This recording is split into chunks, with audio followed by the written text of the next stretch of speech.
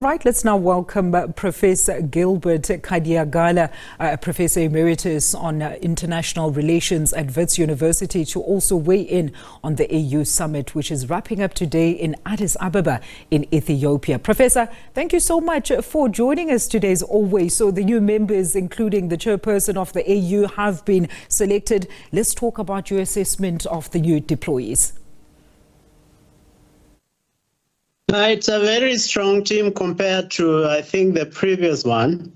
Here we have a new AU chair from Djibouti, who's been a foreign minister for 20 years in Djibouti, and Djibouti is very close to Ethiopia, so he's very knowledgeable about AU affairs because he's within the neighborhood and he has worked with the AU for quite some time. And then when he presented his agenda during the debates of the AU, he was very articulate and he was very committed to an agenda that is fairly narrow, to continue the AU reforms, making sure that Africa can in fact pay for its own institutions, but also an Africa that is confident about what it can do, particularly if the Africans can in fact bring the money to support all the projects of the African Union. This has been a goal of the AU since the 60s, that we should fund our institutions, we should resolve our own problems, we should find African solutions to African problems. I think the Djibouti candidate, or the new chair, looks like somebody, I think, who will deliver on that mandate. And the good thing also is that there is an Algerian woman who's been presented as the new deputy AU chair. And Algeria is very critical for the AU because it's a North African country, but it has also very solid Pan-Africanist credentials. So it should be able to provide the kind of leadership that is required at the AU for this moment. Professor, let's talk about another chairperson, the new commission chairperson, Mahmoud Ali Yusuf, right? With the task, he's been tasked rather with ensuring the swift implementation of policies that actually address the various continental challenges, from unrest to climate change, peace and security, financing, as you've just rightly mentioned, among others. Is this an easy task? Because issues that were mentioned at this particular summit, Professor, were of sovereign barriers as well as Western or European partner influence pertaining to some member states. They were cited as the stumbling block when it actually comes to the implementation of some of these policies.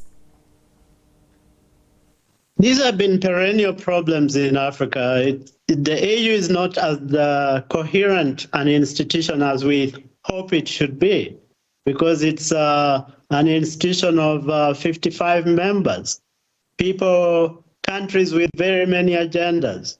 So what you need is somebody who can actually come together, an AU chairperson who can come up and try to reconcile all these contrasting positions.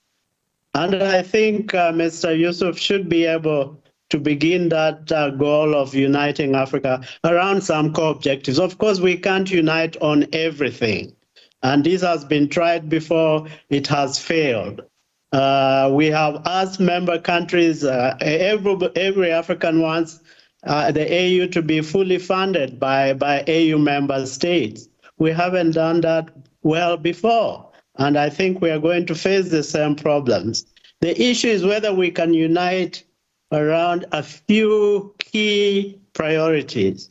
And I think it's up to the new chair and his team to begin to define what those priorities are. I've just mentioned, I think in his debates, he has a mandate to fulfill the AU reforms that were started by President Paul Kagame of Rwanda. And that's still a very huge agenda within the AU. If we could get some of those reforms fulfilled through his four-year tenure, it will be a good step on his part. And then maybe if he does very well, he'll get a second term. Then he'll get to be there for 8 years and probably continue with that. He looks to me, very energetic and very focused. And that is really what we need at this point. And it's quite a lot of agendas, right, Professor, because they did adopt the Agenda 2063, accelerating the implementation of the Agenda 2063, which is the AU's blueprint for achieving inclusive, sustainable development in Africa. But the members and speakers, Professor, if you watch, did not shy from their criticism over the body's, and I quote, timid approach as well as ineffectiveness on the DRC conflict as well as other continental matters, even outwardly saying that some African leaders have trouble defending Congo because they can't even defend themselves. Yeah, on the Congo, that's a very difficult issue. You remember we had a meeting about 2 weeks ago in Dar es Salaam of the East African countries and the SADC countries. They could not arrive at a consensus on what needs to be done to resolve that conflict.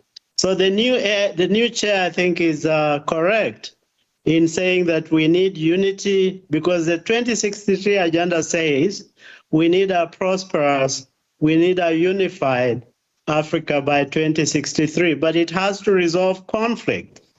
That is the silencing of the guns agenda, which was supposed to have been already fulfilled, but that agenda remains, and that's why we have Sudan, we have DRC. There is no real agreement on that, but I'm just saying that it's up to him to put some efforts. Let's see whether he can come up with new ideas on how to deal with the crisis in the DRC. He's now in charge. Some of the countries that have been dealing with this conflict were not even at the AU. The DRC was not at the AU. The president was in Munich. So it shows that probably he doesn't take the AU as seriously as he should. But let's hope that that conflict doesn't get as worse as people are now saying, because the rebels have taken over the second city in the eastern DRC, Bukavu. So things are getting worse. But we should get the AU, now that they have a new chair, to say, let's get back to the table. All right. Let's get some new ideas here. All right, Professor. And obviously he was speaking there, urging nations, that is the DRC president, they're urging nations to actually blacklist Rwanda. Professor, as always, great input there. Professor Gilbert Khadiagala is in international relations at Wits University.